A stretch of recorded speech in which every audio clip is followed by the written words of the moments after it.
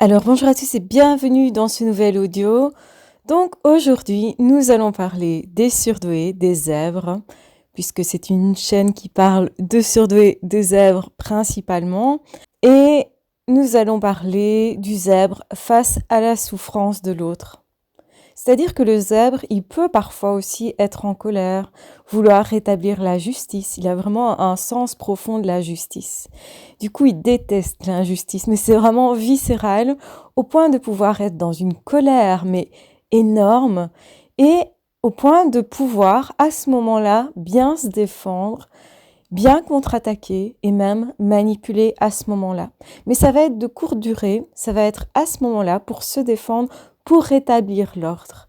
Donc ça, c'est vraiment quelque chose qu'il faut bien comprendre pour ne pas confondre d'ailleurs un surdoué et un pervers narcissique. C'est que le surdoué, il ne prendra jamais un plaisir face à la souffrance de l'autre. S'il a un plaisir à ce moment-là justement d'avoir rétabli un sens de la justice, c'est plutôt justement dans le fait d'être fier éventuellement de s'être défendu et dans le fait d'éprouver une réparation. Donc ça va effectivement le calmer, lui amener quelque chose de serein, quelque chose de juste, parce que sinon, tant que c'est pas juste, ça va le titiller, ça va l'énerver aussi, possiblement. Et puis, dès que c'est réparé, en fait, là, sa colère, elle se calme, elle se tamise, et il redevient plus sympa. Et même parfois, il va redevenir un peu trop tolérant, même avec leur agresseur, même avec des personnes qui, justement, l'a harcelé, humilié, dégradé, bafoué, tout ce qu'on veut, en fait.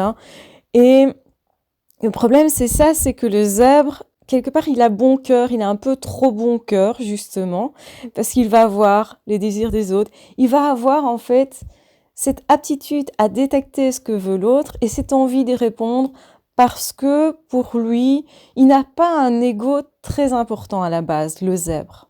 Sauf justement quand il est titillé dans cet ego-là par une injustice, par quelque chose qui va vraiment le chiffonner, l'écœurer. Donc, c'est quelqu'un qui a de forts sentiments, donc il peut être écœuré de quelque chose, il peut se sentir trahi, il peut se sentir vraiment fortement blessé.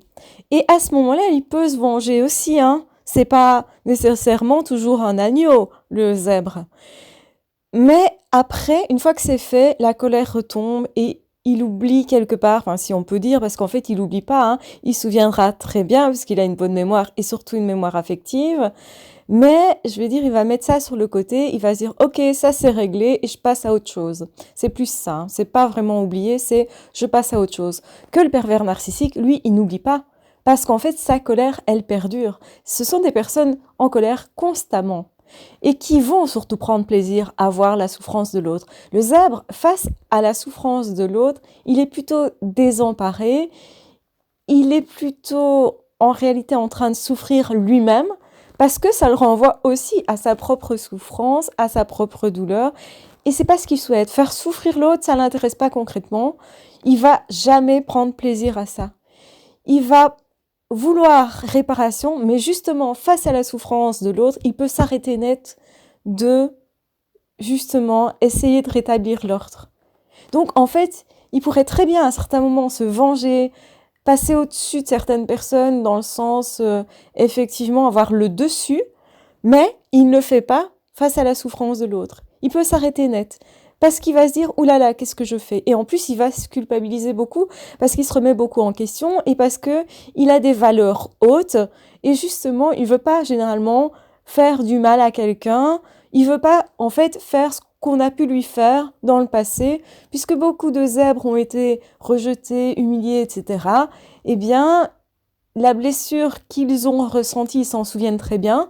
Et du coup, dès que quelqu'un va se trouver dans cette situation, tout de suite, ils vont être connectés avec toutes les émotions qu'ils ont ressenties dans le passé.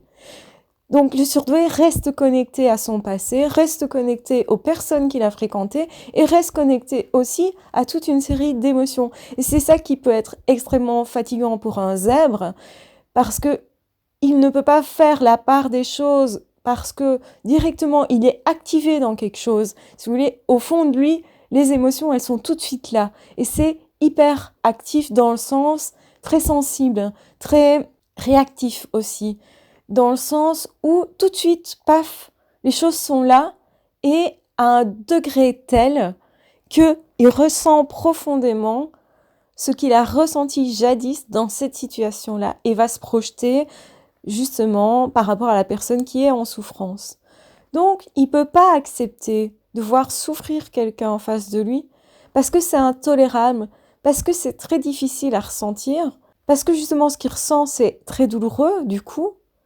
Donc, il va souffrir avec la personne et c'est ça qui fait que très rapidement, il peut aller aider un petit peu tout le monde. Ça explique que ça soit un sauveur, un justicier, quelqu'un qui soit très vite comme ça dans le côté empathique, le côté je t'aide, je vais t'aider, je vais faire quelque chose. Il va s'engager très fort aussi quand il le fait. Hein.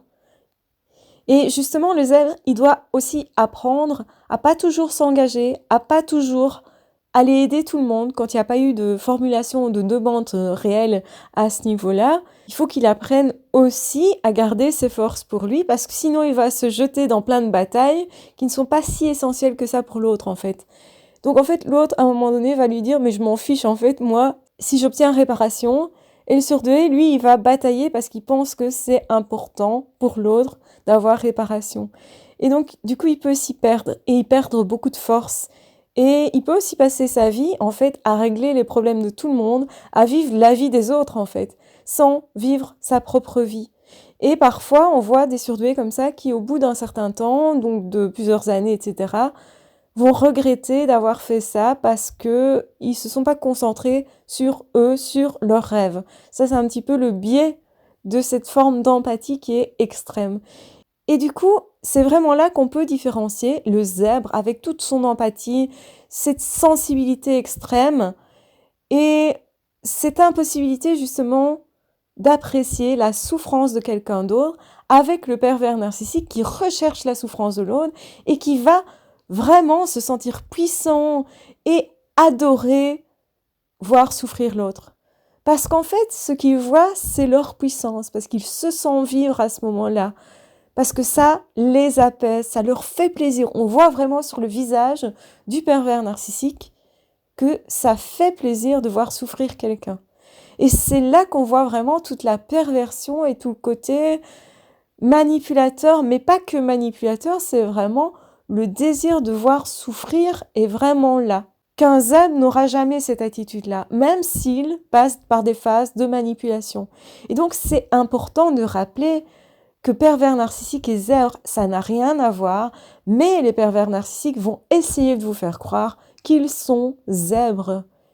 Donc, c'est-à-dire qu'ils fonctionnent pareil. Effectivement, ce sont des calques, hein, les pervers narcissiques, donc ils peuvent se décalquer quelque part, donc vous donner l'illusion d'eux. Et c'est là que c'est dangereux. Et c'est là que beaucoup de personnes vont confondre le fait d'être zèbre et d'être pervers narcissique au point que certains vont dire on peut être les deux à la fois.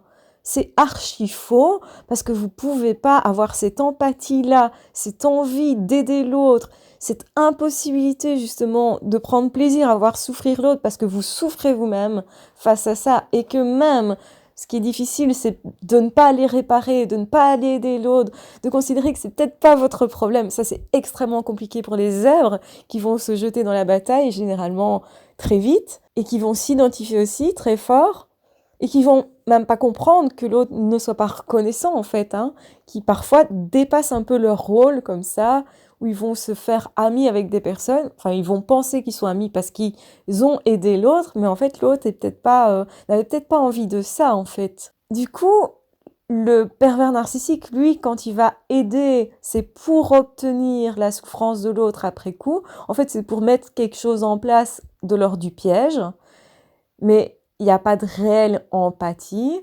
Tout est fin à ce niveau-là. On fait semblant qu'on va être hyper aidant pour que l'autre fasse confiance. Et une fois qu'on a la confiance de l'autre, on va en réalité lui asséner un coup de grâce pour le faire souffrir.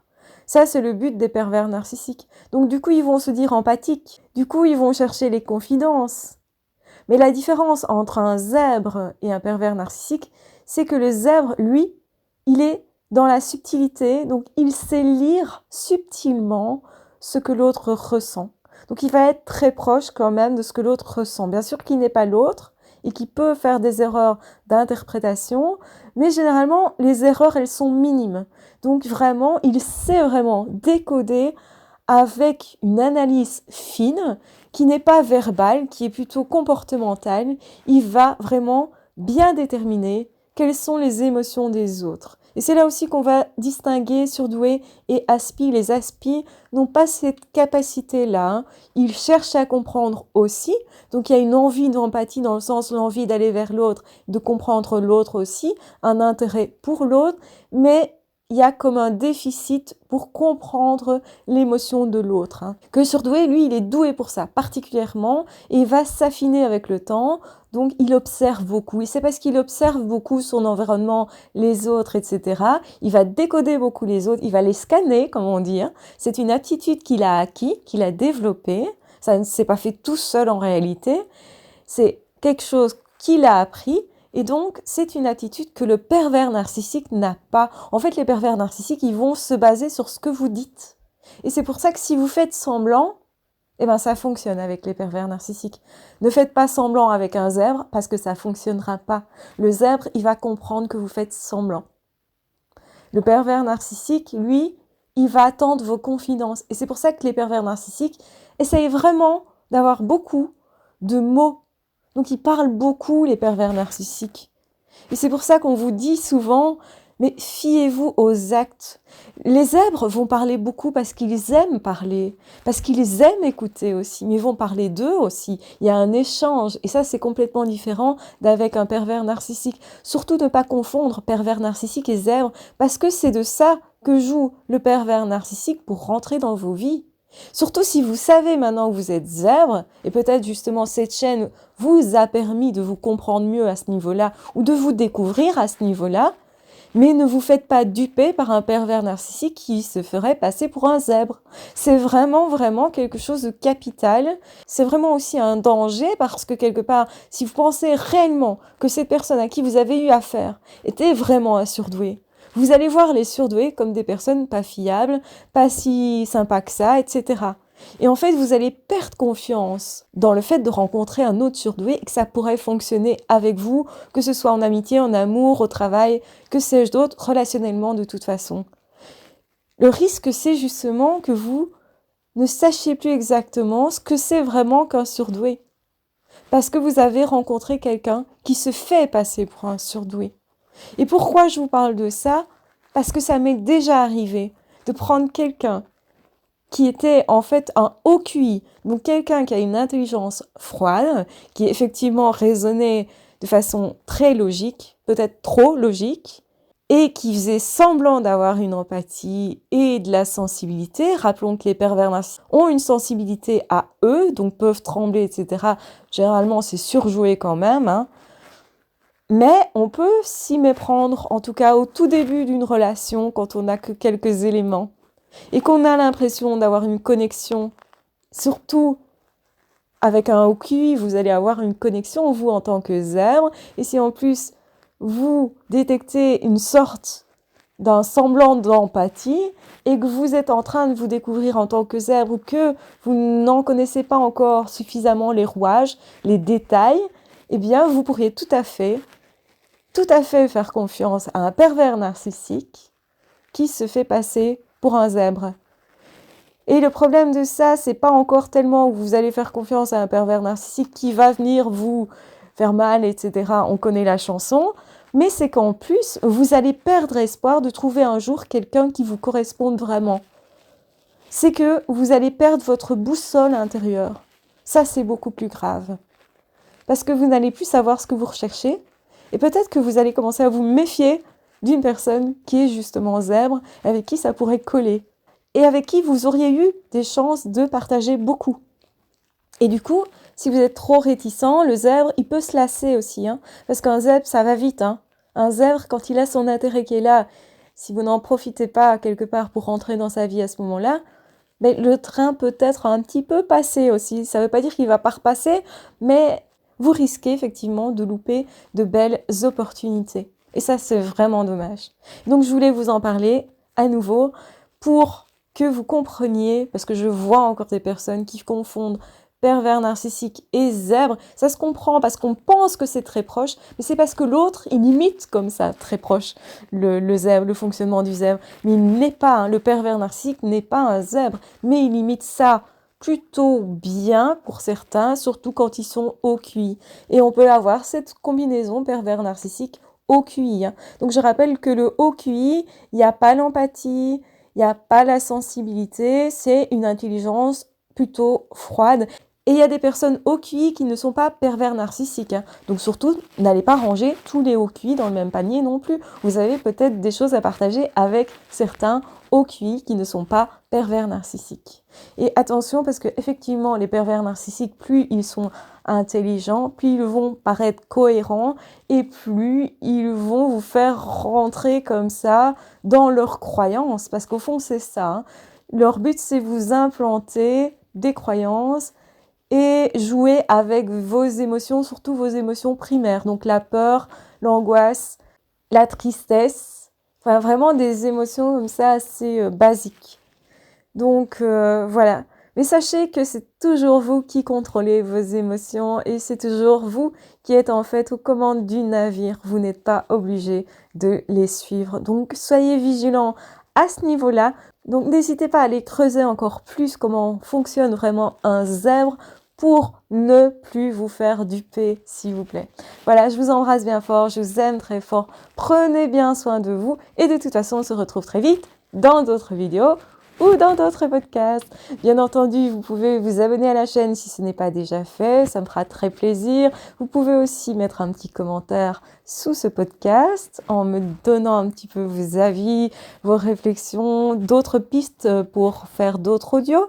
Si vous le souhaitez, vous pouvez aussi partager cet audio sur vos réseaux sociaux.